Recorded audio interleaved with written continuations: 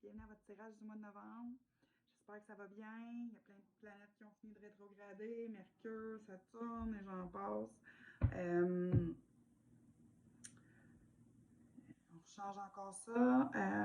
Là, j'ai changé ma manière de faire ça. J'aime ça le nouveau. Euh, donc, on débute. Je brasse les cartes. Je leur ai demandé 3 fois. Avant ça, je les ai déjà préparées. J'ai médité tout ça. Et après, c'est vos cartes. Donc, je me suis fait un petit tableau. J'essaie de le suivre. Je trouve ça bien cool de.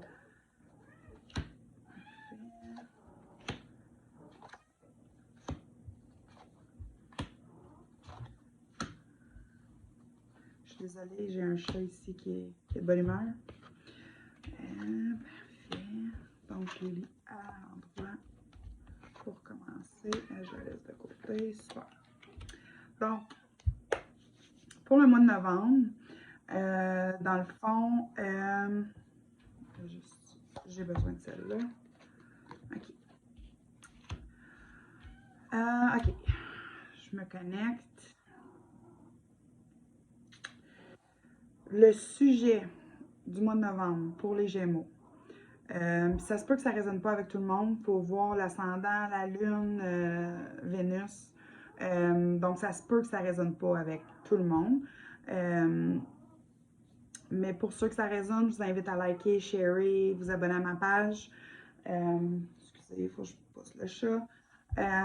Donc, on y va. Le sujet du mois de novembre pour les Gémeaux, c'est une transformation. Vous êtes en transformation en ce moment. Ce que vos guides essaient de vous faire comprendre en ce moment, c'est que ça prend beaucoup de patience et ça prend aussi du travail,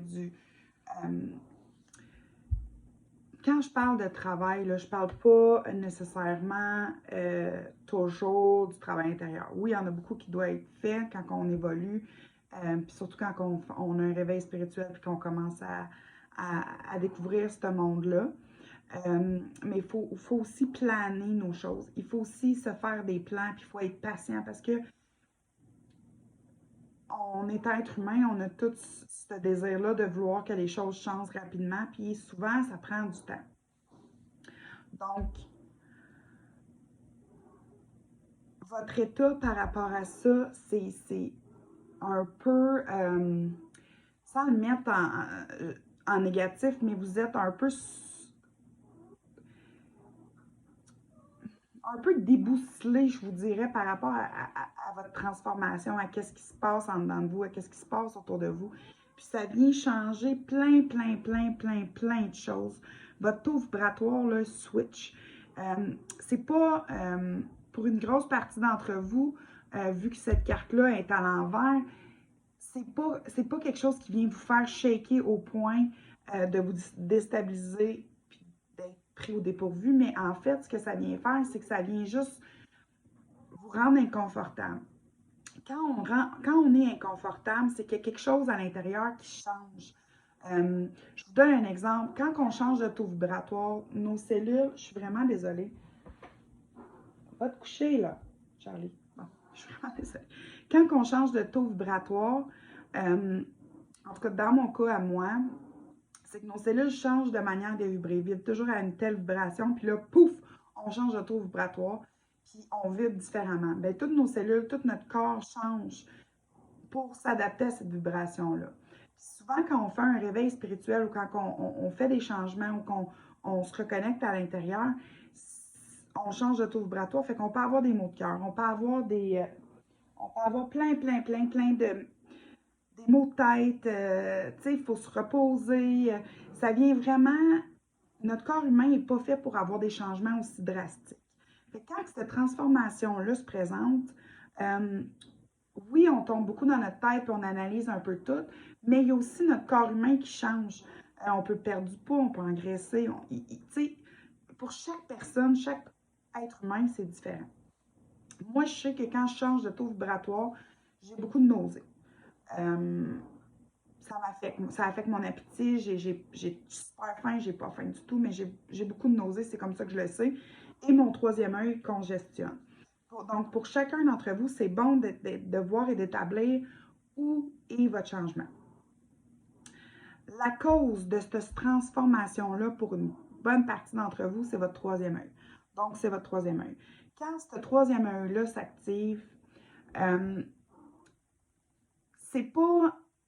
C'est dur parce que c'est différent pour chaque personne, OK? On a tous des dons, on est tous capables de faire ce que je fais, mais on comprend pas nécessairement comment on reçoit les messages. Moi, je les reçois beaucoup visuels dans ma tête. C'est comme un film. Des fois, non. Des fois, c'est juste une image, puis il faut que je la décortique parce que c'est nouveau, puis que je la comprends pas, cette image-là. Fait que dans ce temps-là, je pose mes questions, puis on me répond. Pour d'autres, ça peut être les rêves. Donc, votre troisième œil devient vraiment actif. Comment est-ce qu'on sait que le troisième œil devient actif? Surtout dans un éveil spirituel, je vous dirais que moi, je deviens congestionnée, ou j'ai le nez qui coule, ou il faut que je me mouche souvent. Tu sais, il y a quelque chose qui se passe ici, là, au niveau des sinus. Ça ne veut pas nécessairement dire que c'est ça. Ça se peut que vous soyez malade, donc, tu sais, je ne suis pas médecin. C'est sûr que si ça fait 5 jours, moi, j'irai consulter, mais bon. C'est à vous de décider. La solution, dans le fond, c'est que plus vous allez travailler sur votre transformation, vous allez accepter ce changement-là qui vient. C'est pas un changement au point que vous allez, complètement être différent. C'est plus par rapport à où vous voulez aller. Vos guides, ils vont utiliser votre troisième œil, ils vont vous envoyer des idées instantanées de choses à faire. S'il y en a qui ont besoin d'inspiration. Chaque personne, c'est différent.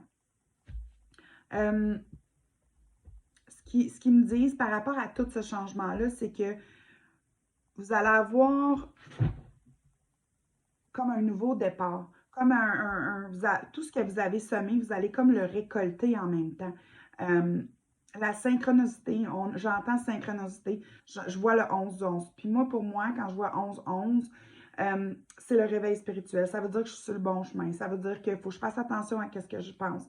Si je suis trop négative, il me montre un 11-11, soit positif. Donc, de vraiment accueillir tout ça. Donc, c'est une grande transformation, c'est une belle transformation qui se prépare pour le mois de novembre. Si ce n'est pas déjà commencé. Donc, vu que cette vidéo-là n'a pas vraiment de temps, si vous le regardez dans un an, c'est parce que vous avez besoin d'entendre quelque chose que je dis dans cette vidéo-là. Ensuite, ici, la cinquième, c'est ce que vous ne voyez pas par rapport à cette transformation-là. Et ce que vous ne voyez pas, c'est que vous êtes en train de vous bâtir une fondation qui va être solide. Par expérience, quand on débute dans le domaine de la spiritualité, puis tu sais, je laisse ça tellement ouvert, la spiritualité. Moi, pour moi, c'est un road trip vers une meilleure version de nous-mêmes. Il y a un voile qui se lève, on accepte, on voit la vie différemment. Pour chaque personne, chaque être humain ici sur Terre, sa spiritualité va être différente de chaque personne. Il n'y a pas un guidebook parfait. Moi, je suis beaucoup dans le vivre et laisser vivre. Donc, vous êtes en train de bâtir cette fondation-là. Pour la bâtir, cette fondation-là, beaucoup d'entre vous avez besoin de passer au travers de cette transformation-là. Pour certains, ça va être un petit peu plus intense, vu que le travail a peut-être été...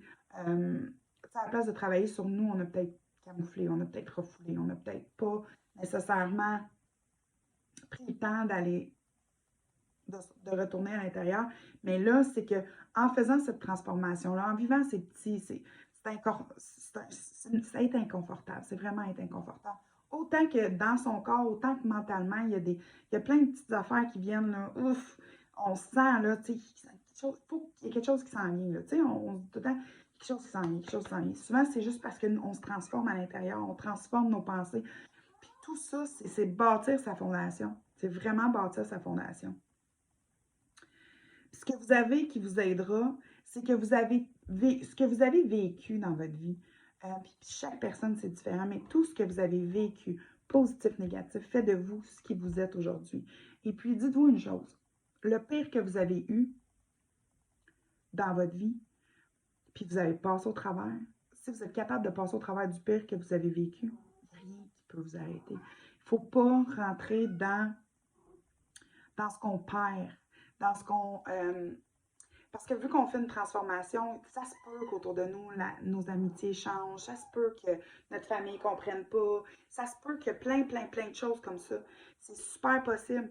Puis ça fait mal, puis ça vient nous déranger, tu sais, mais en quelque part, la loi de l'univers, la loi de la manifestation, la manière que ça fonctionne, souvent, il faut laisser partir des choses pour accueillir du nouveau, pour faire de la place au nouveau. On va souvent parler de faire du ménage, d'épousseter, de ranger, de trier, de purger, de donner ce qu'on n'utilise plus. Pourquoi? Pour apporter du nouveau. C'est important d'apporter du nouveau, mais pour ça, il faut faire de la place. Donc, ce qu'on me dit, ce qu'on me montre vraiment, c'est de ne pas regarder ce qu'on perd, mais de regarder ce qui nous reste, puis où on s'en va. Parce que si on tourne la tête juste un peu, on va voir qu'il y a un pont au bout du chemin, puis que de l'autre côté, il y a une maison, puis c'est là qu'on s'en va. Mais parce qu'on est trop concentré sur qu'est-ce qu'on perd, puis sur comment mal on se sent, ben c'est ce qu'on voit. On voit pas tout le beau qui s'en vient. Et puis, ils le disent en anglais, le outcome, mais en français, je vous dirais ce que vous allez apprendre de ça, puis où vous vous en allez avec ça, c'est vraiment de pouvoir avancer dans votre direction, dans ce que vous êtes dit que vous venez faire sur Terre en 2021, et c'est là que vous en allez. Ce qu'on me dit aussi, ce qu'on me montre en ce moment, c'est de voir où est-ce qu'on veut aller. Mais de laisser quand même le champ libre à nos guides de nous envoyer ce qui est encore mieux. Tu sais, un exemple, je vais prendre quelque chose de super concret, on change de voiture, on veut telle marque, telle couleur, on veut ça dedans. On est précis là, de ce qu'on veut. Puis on la trouve, cette voiture-là. Mais si on rouvrirait l'horizon, on aurait peut-être une voiture d'une autre marque, d'une autre couleur, mais qui est 2 fois meilleure pour 2 fois moins cher. C'est ce que je veux vous dire. L'univers, souvent, va nous envoyer ce qu'on a de besoin et non ce qu'on veut absolument. Puis quand on veut quelque chose au point tel qu'on se crée un manque, ben à ce moment-là, ça peut être plus difficile à aller chercher. Mais pas impossible. Donc, vous allez vivre une transformation. C'est super. Pour ceux et celles qui se recherchent, pour ceux et celles qui essaient de comprendre le pourquoi de qu'est-ce de comment, soyez honnête envers vous-même, puis faites-vous un plan. Où vous voulez aller, comment vous voulez-vous. Peut-être pas comment vous voulez vous rendre, mais juste quelques petites étapes. Pas tout le parcours au complet, parce que peut-être qu'ils vont vous faire tourner à droite, puis que vous allez avoir d'autres choses encore mieux. Mais d'être précis, mais en même temps de laisser place à l'univers.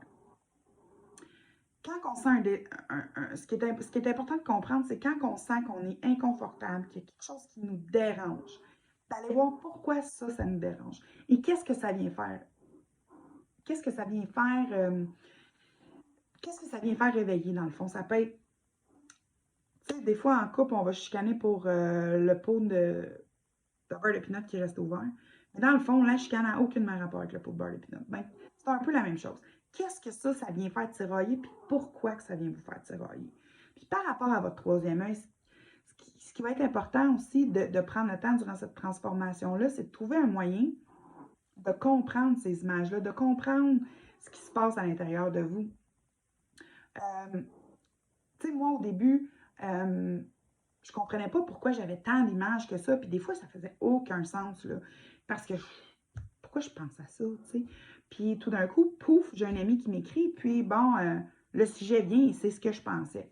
C'est un peu dans le même principe, ce qu'on essaie de me dire. Ce qu'on essaie de me dire, c'est de décortiquer par vous-même qu'est-ce que les images signifient pour vous, parce que moi, ils communiquent d'une manière avec moi, mais pour une autre personne, ils vont communiquer complètement d'une autre manière. Donc, d'établir une espèce de dictionnaire, grosso modo, avec vos guides, avec votre gang de l'autre côté.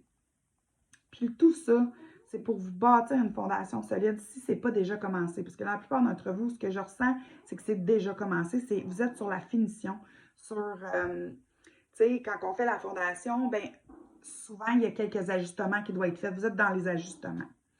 Donc, et voilà votre tirage pour le mois de novembre. Je vous invite à liker, sharer et vous abonner à ma page. Je vous envoie beaucoup d'amour et de lumière. Et on se revoit un peu plus tard dans le mois. Merci!